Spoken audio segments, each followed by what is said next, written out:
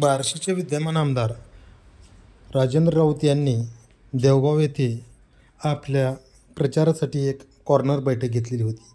यावेळी त्यांनी आपल्या विकास कामाचा आलेख सर्व लोकांसमोर वाचून दाखवला व देवगाव येथील आलेला निधी किती होता हा रोजगार सेवक रामा मोरे यांनी देखील वाचून दाखवलेला आहे। यावेळी आमदार राजेंद्र राऊत यांचं स्वागत व आतिथ्य देवगाव येथील ग्रामस्थ करीत आहेत।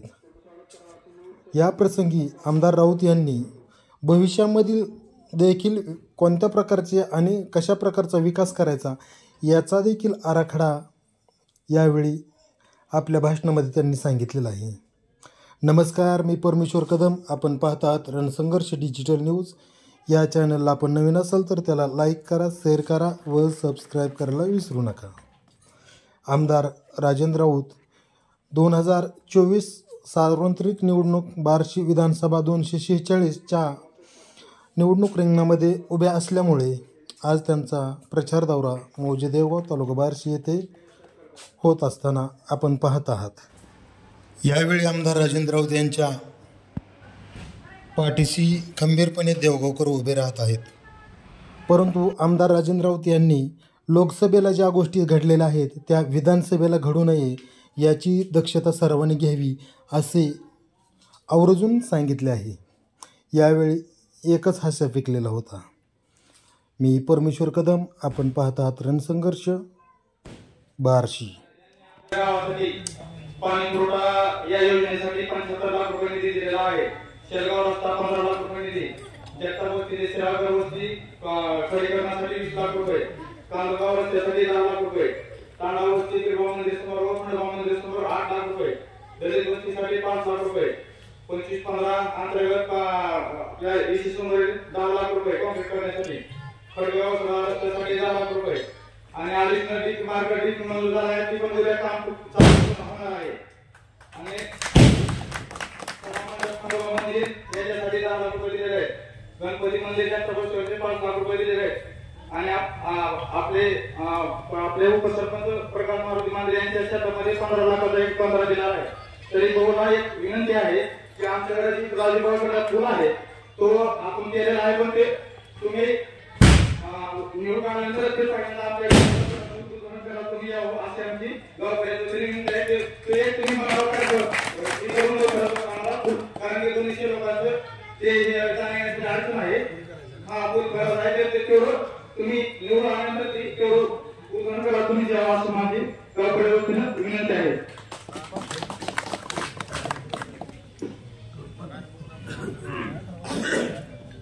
तुम्हालाही सगळ्यांना सगळ्यांना काही आहे।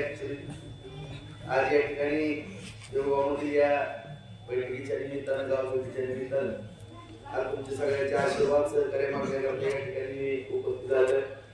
आज या ठिकाणी आज आपल्या गावातला विकास असेल किंवा तालुक्यातला विकास असेल किंवा आणखी भविष्य काळामध्ये गावाकरता आपण काय करणार आहोत किंवा सरकार आपल्याकरता काय करणार आहे या सर्व गोष्टी आपण सर्वांनी या 5 वर्षामध्ये पाहिले। कारण या ठिकाणी काम करत असताना 2019ला तुम्ही सगळ्यांनी मला या ठिकाणी अपक्ष म्हणून आमदार या ठिकाणी केलं। सुरुवातीला सत्ता नव्हती, परंतु माननीय पंतप्रधान नरेंद्र मोदी साहेबांच्या मार्गदर्शनाखाली शिंदे साहेब मुख्यमंत्री झाले, फडणवीस साहेब उपमुख्यमंत्री झाले आणि दादाही परत आले। या 2.5 वर्षाचा काळ हा खऱ्या अर्थानं आपल्या बार्शीचा एक बार्शीच्या सगळ्याच कामामध्ये एक परिवर्तन घडवणारा काळ ठरला आणि आपण जवळपास शेतकरी अनुदान असेल जवळपास 4000 कोटीहून अधिक निधी आपल्या तालुक्याला आणू शकलो। या सगळं त्या निधीमध्ये प्रत्येक गावामध्ये आपण या ठिकाणी विकास करू शकतो। आज या ठिकाणी उपस्थित आभार कोटी साहेब, अविनाश साहेब, निधी साहेब, रामाय रुग्णेश्वर साहेब, संचालक साहेब, सर्व सरपंच, उपसरपंच, सोसायटी चेअरमन, सर्व वाईस चेअरमन, सर्व सदस्य आणि सर्व उपस्थित आहोत। आपल्या सगळ्यांना माहिती आहे की सातत्यानं या गावाच्या बाबतीमध्ये आता मलाच काही वेळ थांबवा येते। बरोबर, मी घरं बांधून मला आणखी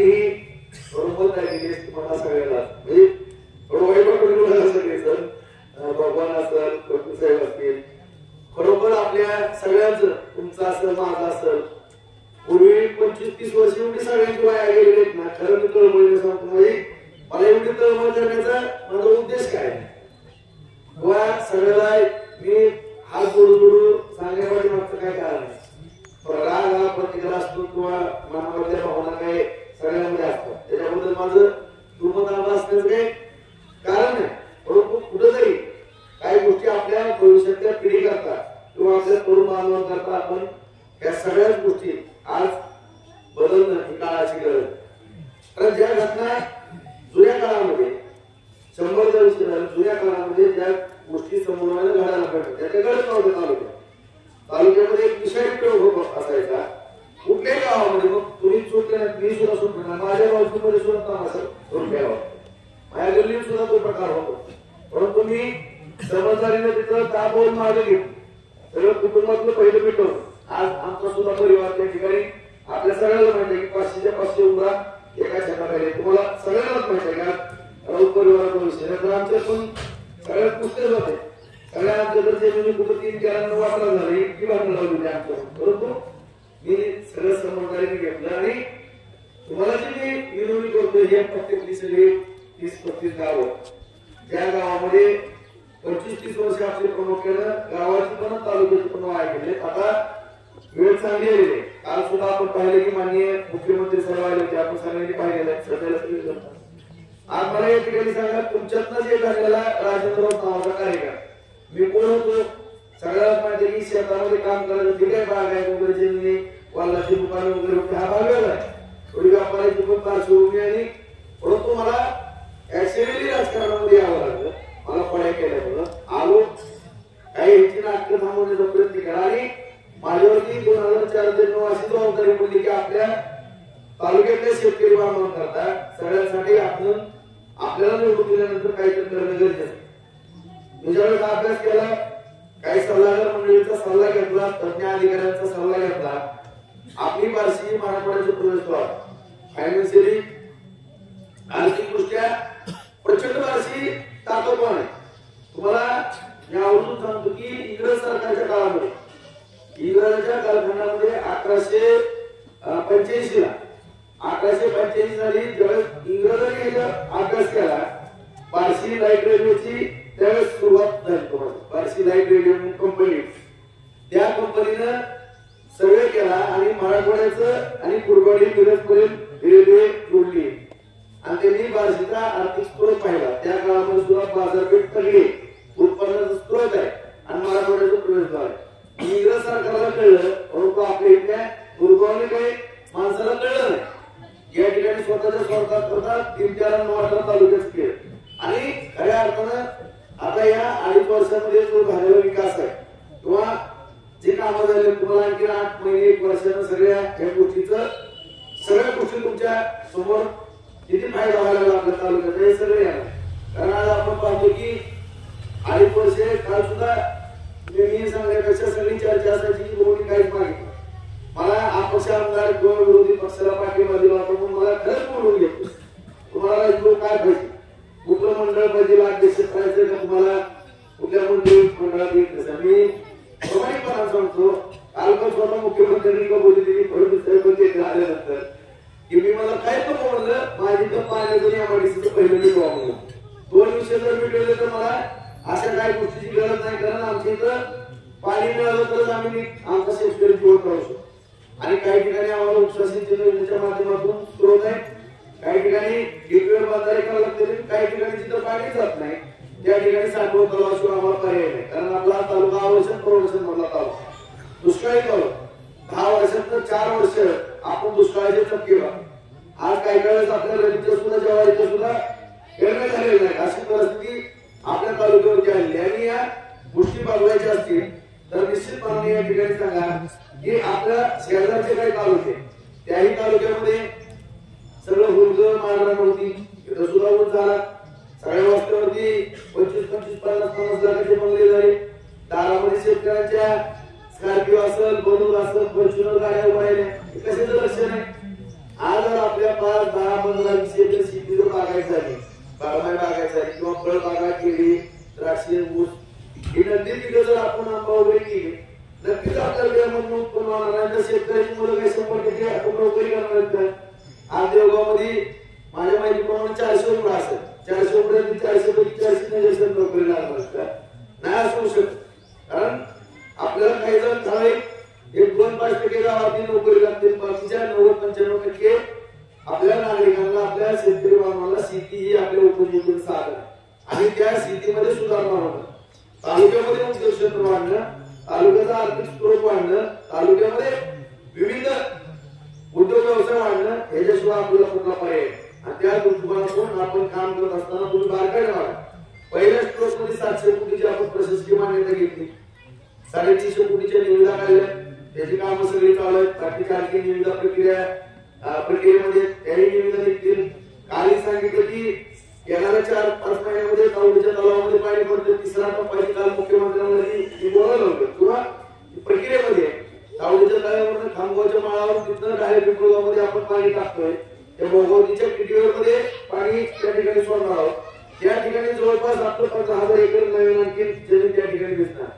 नागझरीवरती भोगावतीवरती 18 बंधारे केले, घोरवाड्यावरती आपण 8 किटीवर मोठे नागझरी भोगावती कोल्हापूर पद्धतीचे बंधारे त्या ठिकाणी केले. आणखी पाठीमागे सांगितलं तसं या नदीवर आणि पाठीमागे पण आपली सगळ्यांची गावात बाबा सगळ्यांची सगळ्यांची बाप्पाची सगळ्यांची चर्चा सरपंच की योजनेचं पाणी पाईपलाईनद्वारे आपल्याला नदीत कसं टाकता येईल आणि कॅनलची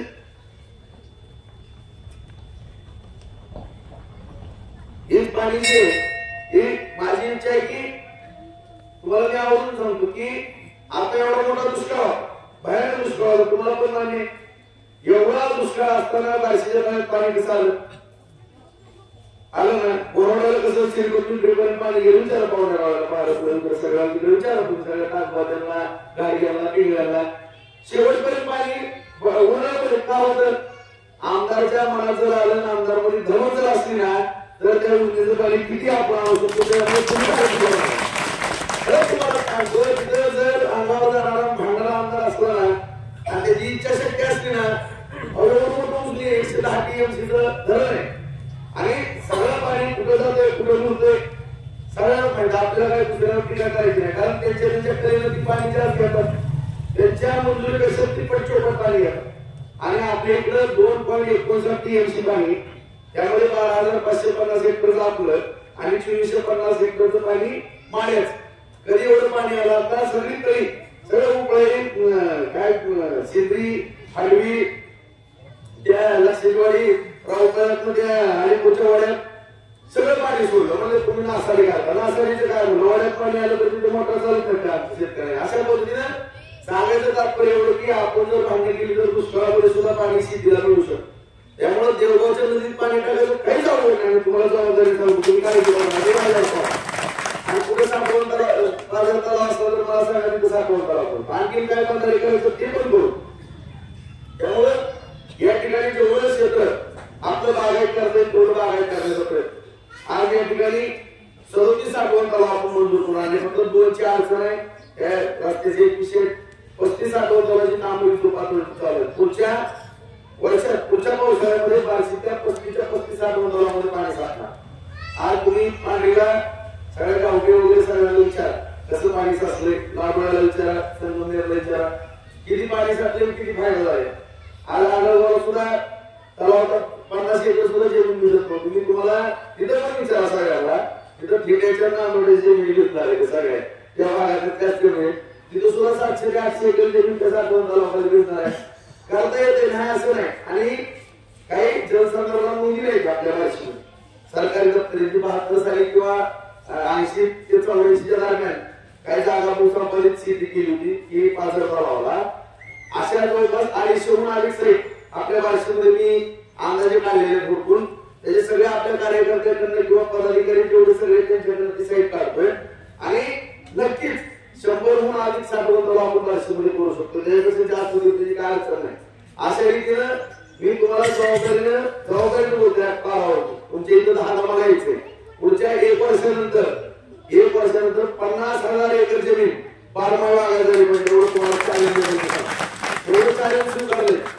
कारण मी जी आता केलेलं सगळी प्रक्रिया सासवड्याची 2 बांधारे किंवा सगळे जेवढे बांधारे बोरवाड्याच्या 8 किटीवर जर केले तर 14 किलोमीटरचं पात्र आहे बोरवाड्याचं. 150 200 फुटाचं त्याच्यामध्ये सुद्धा बारमाही पाणी राहणार आहे.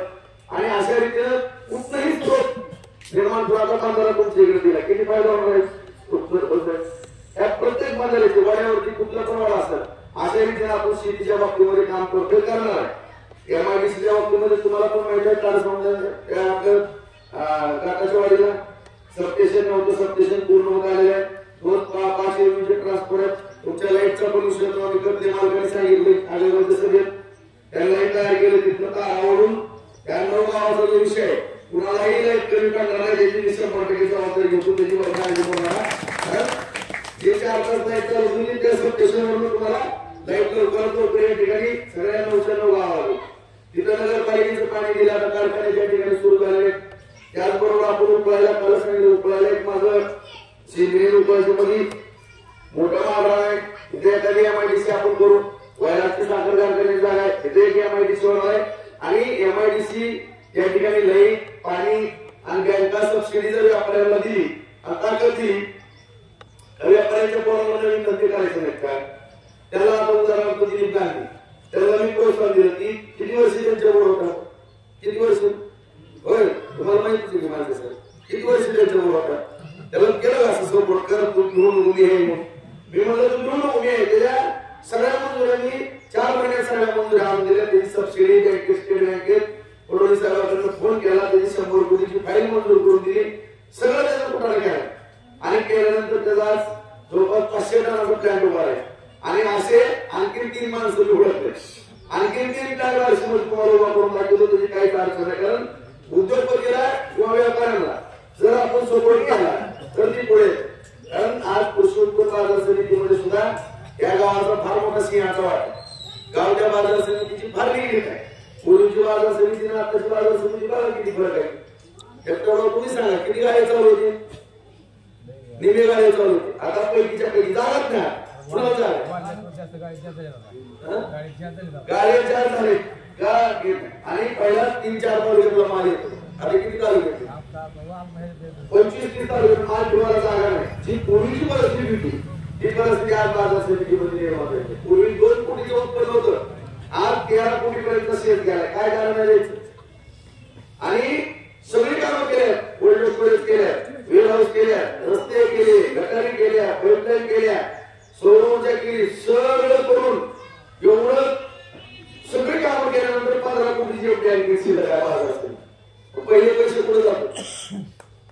आज 15 कोटी रुपये बाजार समितीमध्ये शिल्लक आहे त्यातले 4 कोटी रुपये आपण सोयाबीनवरती 12% बाहेर व्याज आहे व्यापाऱ्यांना वेअरहाऊसला माल ठेवल्यावर. शेतकऱ्यांनी जर माल ठेवला वेअरहाऊसला पावट्याने जर आपण 60% सगळ्या असे 4 कोटी रुपये वाटले. आणखी कुठल्या शेतकऱ्यांना माल तारण योजना ही 1200 प्रभावीपणे आपण राबवतो. सगळ्या वेअरहाऊसला माल ठेवला की 1 तासात आपल्याला शिल्लक पैसे देतो. अशा पद्धतीने त्या ठिकाणी बाजार समिती आपण केली. आज संतनाच्या बाबतीमध्ये काल बोलले मुख्यमंत्री साहेब त्याला सुद्धा चालू करण्याच्या दृष्टिकोनातून आपण प्रयत्न करणार आहोत. कारण एमआयडीसीला आपण त्या ठिकाणी 200 ते 200 एकर जमीन त्याची देणार आहे. 243 एकर जमीन आहे त्यातील 200 एकर जमीन देणार आहेत. त्या 200 एकरचे 100 ते 125 कोटी रुपये कारखान्याला मिळणार आहे. आणि माझ्या माहितीप्रमाणे बिगर कर्जाचा थोडंफार कुठं जर 5-50 कोटी लागलं तर लागलं नाहीतर बिगर कर्जाला कमी कर्जाचा दुसऱ्या कारखान्यावर 400-500 कोटीचं कर्ज आहे. परंतु जो सध्या साखर कारखाना चालू होईल त्याच्यावरती अत्यंत कमी कर्ज असलेला कारखाना असेल. कारण एमआयडीसीच्या जमिनीचे पैसे त्या ठिकाणी भूसंपादनाचे मिळणार आहेत. अशा रीतीनं ह्यांनी कारखाने बंद केले बँक बुडवली. आज आर्यनगड नाही म्हणलं तर 320 कोटी रुपये शेतकऱ्यांचे पैसे बुडवले 30 कोटी रुपये टोळ्यावाल्यांचे पैसे बुडवले त्या ठिकाणी बँकेला बुडवलं. आज बघा मला सांगा बँकेमध्ये आज 3600 कोटी रुपयाची बँक होती. 500 कोटी रुपयाच्या वरील जिल्ह्यामध्ये कधी कर्ज मिळत नव्हतं शेतकऱ्याला. अख्ख्या जिल्ह्यात 500 कोटीच्या वरती कर्ज देत नव्हतं. आणि 3600 कोटी ते 2600 कोटी रुपये या सगळ्या संचालक लोकांनी वाटून घेतले.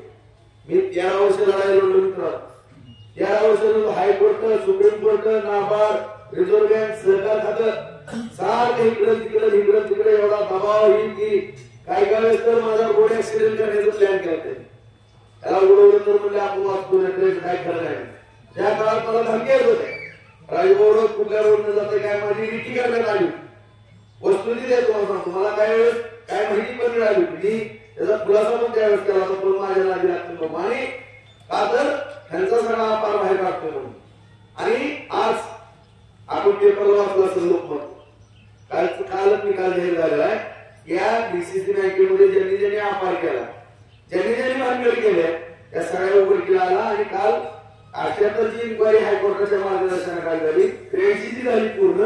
आणि 83 झाल्यानंतर लपवालपवी करत होते 5-6 वर्ष, कोर्टामध्ये 4-5 वेळेस मला जावं लागलं. आणि शेवटी 88चा काल निकाल त्या सहकारातल्या चौकशी अधिकाऱ्यांनी काल दिला. आणि 238 कोटीला यांना जबाबदार होतं. आणि त्याचं 13 वर्षाचं व्याज म्हणजे जवळपास 1000 कोटी रुपये बँकेची अनियमितता केली, बेकायदेशीर कर्ज वाटप केलं म्हणून कमीत कमी 900-1000 कोटीची वसूल यांच्याकडे व्हावं. कर्ज घेतलेलं वेगळं, त्याचे सुद्धा एनसीएलटी कायद्याअंतर्गत यांच्याकडनं 320 कोटी, ती मान्यांकडनं 100 कोटी. कुणी कसे नुसती फी वाटले, पैसे वाटले. 5 घरी 1 लाख रुपयाची जमीन 82 कोटी रुपये तिसऱ्या दिवशी. आपल्याला आहे का कधी मिळेल का पैसे? 5 लाख रुपयाचं कर्ज घ्यायचं म्हणून तर 100 रुपये मला. आणि यांनी एक अर्ज दिलाय, खामगावची 5 एकराची जमीन आहे 1 लाख रुपये, 82 कोटी रुपये तिसऱ्या दिवशी. आणि माझ्या नावावर हे व्यापार करतो, हे काय केलं, काय माझं 1 रुपयाचं दाखवा पुन्हा कधी आयुष्यात तुमच्या गावात सांगा की राजभवन 1 रुपयाचं तुमचं काय, माझं पुढं बोलून काय भांडवल केली, बँकेला बोलवलं का, कुठल्या कामामध्ये आता तुम्हाला सरपंच कामामध्ये आहे का तुम्ही मला जेवण सुद्धा घातलं नाही केली. आणि आम्हाला सारखं आठवड्यात 4 ते पण लावलं. आम्ही कधी असल्या भांडणीत पण पडत नाही. मला काय करायचं, माझं आपलं आपल्या इमानदारीचे धंदे करतो, मला काय घेणं देणं. ह्याच्यासारखं काय उसाचे पैसे बोलले काय, आता नानाच्या खडीचं काढतील काय, खडी कुठं काय नानाची असल्या ठिकाणी काढते. मला उत्तर देणं मानवणं गरजेचं नाही, कारण माझ्याबद्दल माझ्या कुटुंबाबद्दल गैरसमज नको. आज आमचा संजू प्रामाणिकपणाने बँकेची कर्ज घेऊन व्यवसाय करते, नाना बँकेची कर्ज घेऊन व्यवसाय करते, अभिजित करते. आणि सगळे उद्योगधंद्यामध्ये उद्योगधंदा करून आम्ही समाजकारण करतो, राजकारण करतो. कुणाच्या 10 पैशाच्या भानगडीत कधी पडत नाही, कुठल्या बँकेला रुपयाची टोपी घातली नाही, किंवा कुठल्याही माणसांचं आमच्याकडे 10 पैशाचं घेणं देणं नाही. कुणी म्हणून प्लॉटमध्ये बसवलंय, बोलवलंय, काय चांगला करा. आता आमचा व्यवसाय 25-30 वर्ष झाला, आता सगळं जमवायला लागलं. आणि आमच्या नावानं वाटायचं आता खरी तुम्हाला गरीबाची पोड आहे, कुणी काम केलं त्याला उदार बिलावर पैसे देऊन खरी काय ह्यांच्या पैपासारखी फुटणार आहे का? ह्यांचे डीसीसीचे पैप द्यायचे 6 महिन्यात वर्षात फुटायचे, तसलेच काय आमची खेळखेळी. आणि कोणची व्यवसाय, आता मी आमदार आहे, आता माझी पोरं तर कॉन्ट्रॅक्ट मध्ये नाही कोणी पण बीएससी आयडी झालं, पोरं त्याला जेवारीचं दाळीचं कोण दिलं, माहेश्वरी जैन समाजाची कोणी मैत्री म्हणजे हुशार पोर घ्यायच्या टाका मी टाकलं त्यामध्ये. रवी माझ्या हाताखाली असतो, माझा प्लॉटिंगचा 25-30 वर्ष व्यवसाय आता नाही. आणि मला जर तुम्हाला माहिती आहे दिल्ली दरबारी माझं एवढं चांगलं चालतंय, राज्यामध्ये चांगलं चालतंय, सगळी जण मला एवढं चांगलं सांभाळतात. तुम्ही सांगा मला 1000-500 कोटी जर काम घेतलं केलं, पण मला कॉन्ट्रॅक्ट वगैरे घ्यायचंच नाही, मला त्या मंडळीत पडायचं. मला छोटा. आणि शेवटी बघा, कुणी जरी असलं, तुम्ही असलो मी असलो, आपली लेकरं चांगली असावी प्रत्येक आई बापाला वाटतं. उद्या कॉन्ट्रॅक्ट मध्ये माझ्या लेकराचा पाय घसरला, पुढे चुकलं तर मला त्या पैशाला टाकायचं. म्हणून माझ्या जवळ लेकर राहावी, माझ्या धाकात राहावी आणि चांगला लागणार. तेव्हा या उद्देशाने मी व्यवसाय करून दिला. बघा आमदार असतात त्याच्या पोरांनी धंदा करायचा काय, कमिशन घ्यायचं, भांडवल करायची, हाटेवर जायचं, डांगलिंग करायची, कोळकं सांभाळायचं, हा व्यवसाय करायचा का? जर चांगलं कुठं हॉटेलमध्ये नाश्त्याला जर आहे दुसरी तुम्हाला तर तुम्ही नाव ठेवा मला हॉटेलमध्ये सुद्धा नाश्ता. यांची लेकर काय करायची, काय करत ह्याला 1-1.5-4.5 क्वार्टरचा 1 पॉईंट लागतो, त्याचं काय नाही. आणि बारीला जाते ती माझी लेकर बहुमताला जाते ती. आता ह्याच्यात किती मला उलट वाटते, माझ्या ठिकाणी कसली काय मला आवाज देते. आता मी पण बहुमताला जातो, ही तमाशाला जातो. आता किती फरक आहे. मी संप्रदायाला माणूस आहे की कसली चित्रप्राणी कुणीच मला कसली. मी सकाळी 6-6 वाजता माझं काम चालू होतंय, ह्यांची झोप होती 10-11ला. आणि अशा पद्धतीनं या ठिकाणी मानवानो आपल्या शेतकऱ्याचा कोण माणूस आला की त्याच्यावरती टीका करायची. मी खरं सांगू, मी जातीपातीचं राजकारण कधी करत नाही, परंतु मी व्यवसायामध्ये आलो, मी बाजाराला शिस्त लावली. पहिलं बाजारामध्ये व्याजवाटा चालायचं, 2% 3% त्यांचे पैसे असतात. 2-3% या ठिकाणी व्याजाने पैसे दिले जायचे सगळ्या व्यापाऱ्यांना आणि 2-3% व्यापाऱ्याला पैसे दिले जायचे. परंतु आज आपल्याकडे बाजार समिती आली ही सगळ्या बँकांची बैठक या ठिकाणी घेतली, बँका त्या ठिकाणी तयार केल्या आणि बाजारामध्ये कमीत कमी 550 ते 600 कोटीहून अधिक रक्कम बँकांना द्यायची. आज बँकाचं 1% व्याज आहे. दर साल जर सगळा 1% पैसे आणि यांच्या महिन्याला 2-3% पैसे असतात. महिन्याला 1% आज व्यापाऱ्याला पैसे मिळतात. सुखासमाधान सगळे व्यापारी धंदा करतात. त्याच्यामुळे ह्यांना झळ बसली, मला ह्यांना त्याच्यामुळे राग येतो आणि त्या बाजारामध्ये सहभागी मोडून काढली. आज सुखासमाधान सगळे व्यापारी 500-600 कोटी बँकांनी त्या ठिकाणी दिले. ह्याला धोका लागला आता, कारण एक राजाराम नावाचा माणूस ज्यावेळेस मला बाजारामध्ये कळलं या ठिकाणी रिंग केली जाते काय आरोप केला. मग आम्ही त्या ठिकाणी खरेदीमध्ये उतरत असताना सगळ्या तुम्हाला माहित आहे सगळं तुम्ही पण खालची सांग. दुसऱ्या दिवशी आम्ही रोखपट्टी चालू केली आणि रोख पैसे दिल्यानंतर 80% व्यापाऱ्याला त्या ठिकाणी रोख पैसे दुसऱ्या दिवशी द्यावे लागले आपल्या काही गोष्टीमुळे. आणि त्याच्यामुळे झालं असं की बारशेला रोख पैसे मिळतात म्हणून कमीत कमी 25-30 तालुक्यात माल त्या ठिकाणी यायला लागला ना, आता माल ठेवायला जागा त्याच्यामध्ये फरक पडला. आणि अभिमानानं सांगतो तुम्ही माहिती आहे 6 वर्षामध्ये एका सुद्धा शेतकऱ्याचा 1 रुपया बुडवायची हिंमत कुठल्याही व्यापाऱ्याच्या सांगतो कुठल्याही व्यापाऱ्याच्या हे आपल्या त्या बाजार समितीचं वैशिष्ट्य. आणि अशा रीतीनं बदनामी करण्यापाठीमागचा एवढाच उद्देश आहे की तुम्ही अख्ख्या महाराष्ट्रात माहिती घ्या की मराठ्याचा माणूस दाढीचा राज्य फक्त महाराष्ट्रात मी एकटाच आहे आणि आता दुसरा आला की शिंदे आपले शिंदे राहुलला एक मी तयार केलं कर म्हणलं त्याची 4 कोटीची फाईल. आता तसं जिल्हा प्रवीणला मी म्हणलं काला पोरावणी आहे म्हणजे अख्ख्या महाराष्ट्रामध्ये मराठ्यातला जर म्हणलं ना फक्त रणजित दाढीचे व्यवसाय नाही तर कधी नाव ऐकलं आपलं तरी. अरे मग आमच्या जर पोरांनी एखादा व्यवसाय दाढीचा केला तर तुमच्या पोरांचं कारण काय. काल एकाने आमच्या उद्योगधंदे करून म्हशीचं शेणच काढावं का, दूधच वाढावी का, रानादारी धरावी का. आज त्या ठिकाणी जाऊन बघा कांद्याच्या बाजारामध्ये कोण आहे पप्पा, काय बाप्पाचा विषय होता, काय बाप्पाला लक्षात येत होतं का, येत होतं बाप्पा कसा व्यापारी झाला, कसा ओरडोरडो कांदा इकडे रानात दारा झालं नाही पोरं मी गेली त्याला अडकीची दुकानं टाकून. आज सगळ्या अडकीवर गेली बघा तुम्ही कोण आहे दारात दारात किती जण आहेत तरी का 60% पुढे भरती 60-70% होती का पहिली नुसती हमाली कोणती व्हायची मुलींची काय फक्त मुलींमध्ये हमाला मी याला पोटात दुखण्याचं कारण नाही मित्रांनो एवढं दुःख माझ्याबद्दल जी राग आणि द्वेष निर्माण झालेला ना तो आहे कुठंतरी आणि मला माहित आहे कुठंतरी मला घटक येते अत्यंत मी काळजीपूर्वक एक चूक होत नाही कारण मला पण माहित आहे की माझ्याकडे एक दोन चूक झाली 1 लाख कुटुंबाचं नुकसान होणार कारण. त्यामुळे आज आपल्याला या ठिकाणी पाणी असेल रस्ते गटारी दिवाबत्ती या सगळ्या गोष्टी करायच्या त्याच्याबरोबर सगळ्यात मोठा आपल्याला उद्योग म्हणजे बार्शीमध्ये जास्त करणं गरजेचं. आणि तुम्ही बघत राहा 5 वर्षामध्ये मी केंद्राचे सुद्धा उद्योग बार्शीमध्ये आणल्याशिवाय राहणार नाही कारण आपली पोरं किंवा आपली माणसं 30,000 माणसं तालुक्याच्या बाहेर येतात. आता फक्त मी दर निवडणुकीला बाहेरगावची यादी किती 100 आहे 200 300 एका गावात असं लक्ष नाही का गेली पुण्याला मुंबईला पिंपरी चिंचवड आपली माणसं या ठिकाणी गेल्या 30 वर्षापासून ही उपसा सिंचन योजना आहे. ही योजना जर 96ची योजना हिला काय लागत होतं 4-5 वर्षामध्ये यायला त्यावेळेस तर काही तर 5-50 कोटीच्या आतमध्ये होत होती. ही योजना जर 96 पासून 2000 मध्ये आली तर आपले तिकडे गेलेली काय माणसांनी निघला आले असते शेती करायला काय कोणाला हाऊस आहे का आपली घरदार सोडून द्यायची परंतु आपल्या तालुक्याला बागायती होऊन गेलं.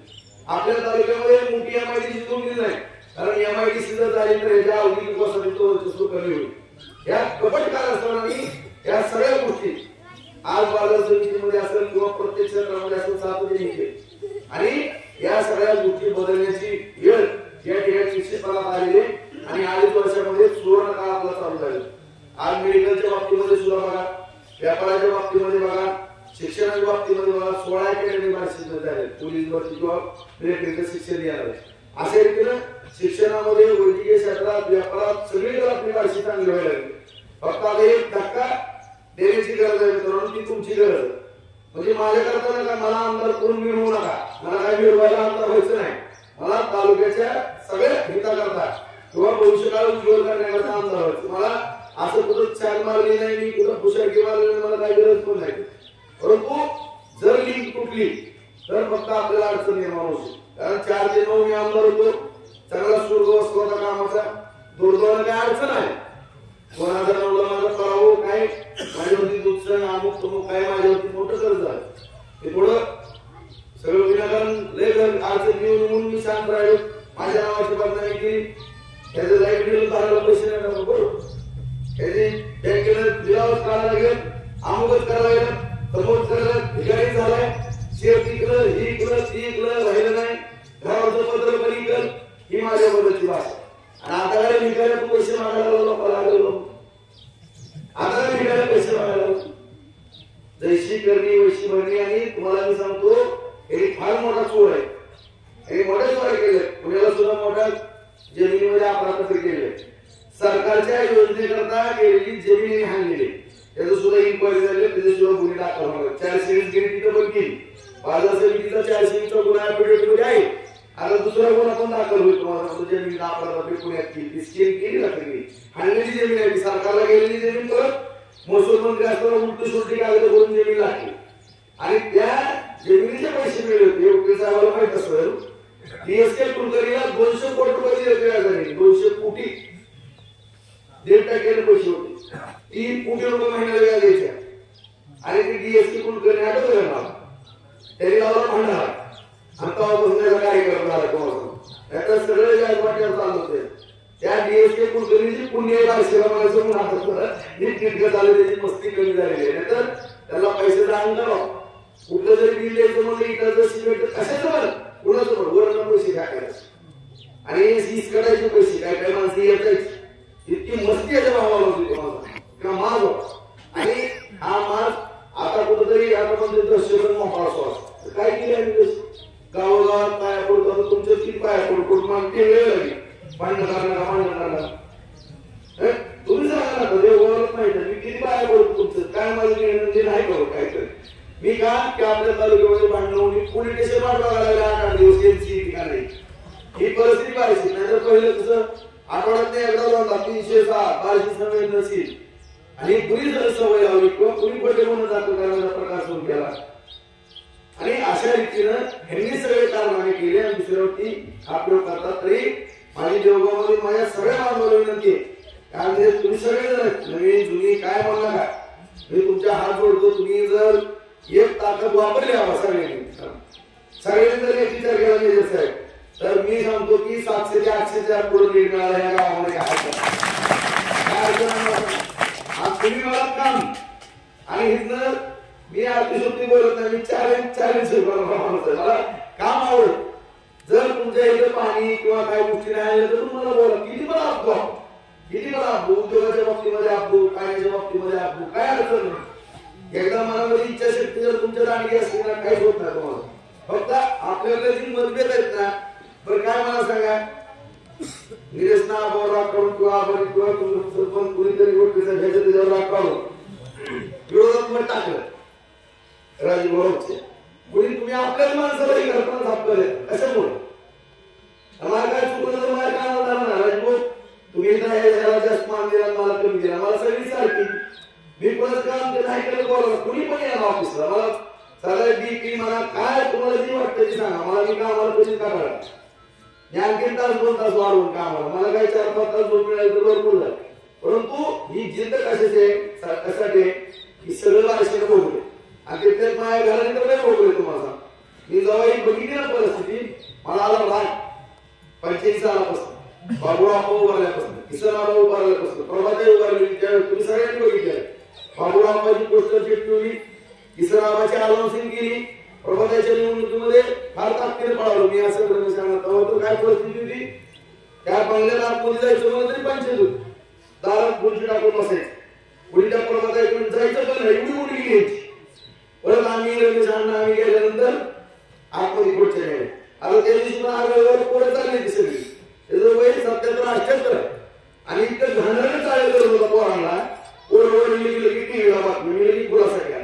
म्हणजे अशा पद्धतीची नुसती नाटक आणि मी एक शब्द पण बोललो नको विकासावर बोललो होतो आगाऊच्या सभेमध्ये नाही पण नाही ना तशी बोलली व्याकरण म्हणून मला पण नाही आता उत्तर देणं गरजेचं आहे आणि ही ठिकाण टिकणी चलत राहणार आहे परंतु नेमकं आपल्याला पुढे जायचंय कसं आपल्याला तालुका कसं पुढे न्यायचा आणि आपल्यामध्ये वेळ कसा ठेवायचा आहे हा विचार देवगावमध्ये सगळ्यांनी करावा तुम्ही करचाल मी बरंच इतक्या बैठका झाल्या त्या 10-12 वेळ थोडं गैरसमज वगैरे काही कुणी करू नका ही निवडणूक आपल्या तालुक्याच्या दृष्टिकोनातून फार महत्वाचे महायुतीचं सरकार येणार आहे मित्रांनो चांगले निर्णय घ्यायला लागले आता मुख्यमंत्री लाडकी बहीण योजना घेतली मी पत्रकार परिषद घेतली त्यावेळेस सातत्यानं पाठपुरावा करत होतो साहेब काय पण करा माझा लाडला शेतकरी म्हणून तुम्ही कर्जमाफी करा सांगितलं पती म्हणून सांगितलं होतं नाही त्याचं सुद्धा जाहीरनाम्यामध्ये दिले की आम्ही कर्जमाफी करतो आज मुख्यमंत्री लाडकी बहीण आहे पीएम किसान योजना आहे आज आपल्या मुलींना शिक्षण मोफत आहे एससीबीसीच्या आरक्षणाखाली मराठा समाजाचं शिक्षण मोफत केले आता पीक विम्याच्या बाबतीमध्ये 1 रुपया पीक विमा भरतो आपण 470 कोटी रुपयाचं अनुदान आपल्याला दिले म्हणतो अतिवृष्टी सततचा पाऊस पीक विमा दुष्काळ कुठं कमी पडले सरकार आणि मी जर तुमचा लोकप्रतिनिधी कुठं कमी पडलो 5 वर्ष अगोदरच पासबुक बघा आताच बघा कुठल्या शेतकऱ्याला कशाचे पैसे येतात ती सुद्धा कळत नव्हते कसे पैसे कसे आले म्हणजे इतकं जर तुमचा आमदार घरातला आमदार असल्यानंतर किती जमू शकतो किती फायदा होऊ शकतो आणि एखादा आमदार वेळ घालवणारा आमदार असल्यास किती नुकसान होतं याची तुलना करा त्यामुळे सरकार तुमच्या पाठीशी लाडली बहीणचे 600 रुपये वाढणार आहेत ज्येष्ठ नागरिकांचे 600 रुपये वाढणार आहेत प्रत्येक ह्याच्यातल्या बाबतीमध्ये लाईट बिल माफ केले लाईट बिल पुढे आपल्याला भरायचं नाही असंख्य योजना या ठिकाणी आल्या म्हणतात की त्या सगळ्या योजना बंद पाडणार आहे डिसेंबर जानेवारी पासून बरोबर आहे सगळी टीका चालू आहे आता यांच्याकडे पैसे नाहीत मग मला सांगा जर सरकारकडे पैसे नाही मग हे मी कशाला फॉर्म भरला दिला सगळ्यांनी महाविकास आघाडीवाल्यांनी जर उद्या निवडून आले किंवा काय आले मंत्रालय झाडाला जायचं काय मला सगळे विचार करा मग ह्याला एवढी धडपड का जर सरकारची अडचण आहे म्हणतात ना जर केंद्र सरकार जर तुमच्या पाठीशी नसलं तर त्याचा उपयोग काय त्याच्यामुळं केंद्र सरकार आहे राज्य सरकार पण येणार आहे की ठीक आहे गुरुद्वारानं लोकसभेला काही घटना घडायची घडली परंतु इथनं पुढं वळून देऊ नका सगळ्या एकमेकाच्या हातात हात घाला मला सुद्धा वाटतं की देवगावमध्ये असा फटका होऊ शकतो याचं थोडं झालं आपल्या आपण आता काय लोकसभेचं झालं ते झालं परंतु विधानसभेमध्ये असं करू नका सरकार आपल्याला आणायचंय आपल्याला या ठिकाणी आपला घरातला माणूस आमदार करायचा आहे ह्या दृष्टिकोनातून आपण सगळेजण प्रयत्न करा सगळेजण प्रयत्न करताल असा पूर्ण आत्मविश्वास बाळगतो आपण एवढ्या कामाचे किरणीचे दिवस असताना सुद्धा एवढ्या मोठ्या संख्येने या ठिकाणी उपस्थित राहिला त्याबद्दल सर्वांचे मनपूर्वक आभार व्यक्त करतो आणि आपलं धनुष्यमान चिन्ह तुमच्या आवडीने घेतो तुम्ही सुद्धा म्हणजे भाऊ नको ठीक आहे बाबा म्हणलं तुमची पसंती तुमची आता सगळं तुमच्या मान्यानं झाले आता तुम्हाला जी निर्णय घ्यायचा ती तुमच्या हातात आहे मी एकटा काय करू शकतो मी भाषण करू शकतो नियोजन करू शकतो ह्याच्या व्यतिरिक्त माझं काय काम नसते मत आणणं मत करून येणे तुम्ही कोणाला घडवणं काय करणं तुमच्या हातात असते तुम्ही योग्य निर्णय घ्यावा आणि धनुष्यबाग हे चिन्हापूरचं बटन दाबण्याकरता सर्वांना विनंती करावी असं सगळ्याला नम्रपणे सांगतो आणि माझे 2 शब्द संपवतो जय हिंद जय महाराष्ट्र